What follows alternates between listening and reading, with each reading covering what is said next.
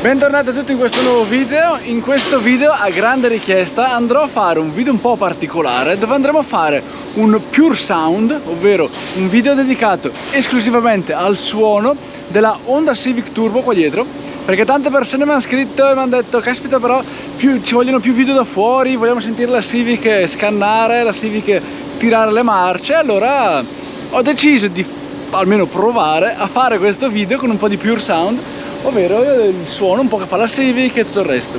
In queste condizioni la Civic è veramente orribile, quindi è sporchissima, non che quando sia pulita sia molto bella esteticamente, però almeno adesso è sporca, quindi necessita di un bel lavaggio, dato che quando sono tornato da Modena poi non l'ho più lavata, quindi andremo a lavarla. Dopodiché inizieremo a fare un po' di giri, andiamo in giro, la uso un attimo per farvi sentire il sound dall'interno, dall'esterno, farvi sentire un po' come carica il turbo, quando scarica giù una marcia. Secondo me è un video carino questo qua, dai, almeno ci proviamo. Iniziamo subito con il video, quindi portiamo l'auto al lavaggio e nel frattempo voi godetevi la sigla.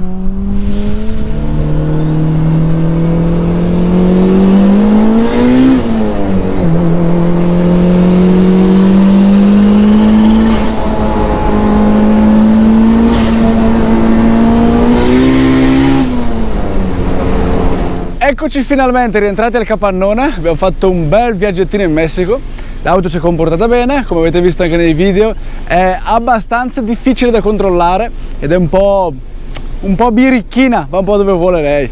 Il setup nel dettaglio lo potete trovare nella playlist sul mio canale. E ricapitolando velocemente, questo è un turbo GT3076 cinese, quindi è una replica e al massimo si può spingere a 1,5 bar, difatti adesso è a 1,5 bar. L'auto dovrebbe più o meno sviluppare 400 cavalli, qualcosa meno di 400 cavalli, ma vi garantisco che sono fin troppi su una scatoletta del genere, Peso complessivo dovremmo essere vicino ai 1000 kg, sui 950 circa. Wastegate Tial da 38 mm, quindi una wastegate esterna, e il marmittino della wastegate esce sotto, quindi quando si fanno il launch control o i limitatori ci sono le fiamme nella parte sotto dell'automobile. Oltre a quello possiamo trovare un bus controller qua della Mack, soliti bus controller, e qua ci sono tutte le linee rigide che sono state anche ricoperte da questo isolante termico per evitare che si sciolgano. E molte persone mi hanno chiesto come mai non uso un airbox o qualcosa, ma semplicemente perché non c'è spazio. Qua in fondo ci sono circa tanto così dal longherone e qua davanti non c'è spazio proprio per un airbox, però almeno questo filtro a cono da qua dentro vi garantisco che prende abbastanza aria, la imparte. C'è un intercooler frontale posizionato molto frontale qua davanti. Dopo abbiamo degli iniettori da 880 EV14, rail AM, regolatore di pressione AM. All'interno del motore, come potete trovare sulla playlist di quando l'ho forgiato, ci sono pistoni Wiseco. Il rapporto di compressione non l'ho mai misurato perché non è un parametro che mi interessa troppo, dato che conosco già i limiti della macchina, so già più o meno cosa bisogna fare, quindi è vicino al 9, 9.1, 9.2 come rapporto di compressione. Ci sono delle bielle della ZRP, bronzine ACL, diciamo il solito setup, farfalla da 70, collettori Skunk 2 Ultra, è un buon setup generico per divertirsi.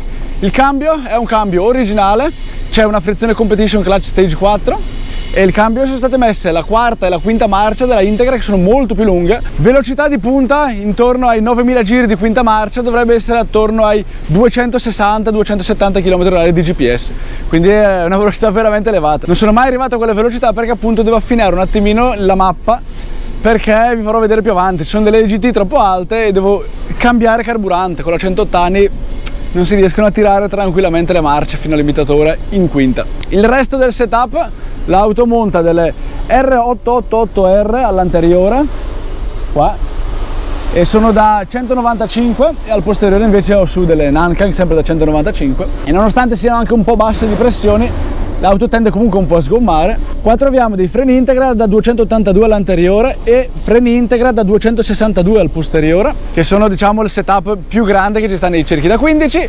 Pastiglie DS3000 davanti, DS2500 dietro, e l'auto all'interno è tutta originale, non è stato cambiato praticamente nulla. Bel volantino come avete visto nel video, sedili tutti di serie, e molto divertente.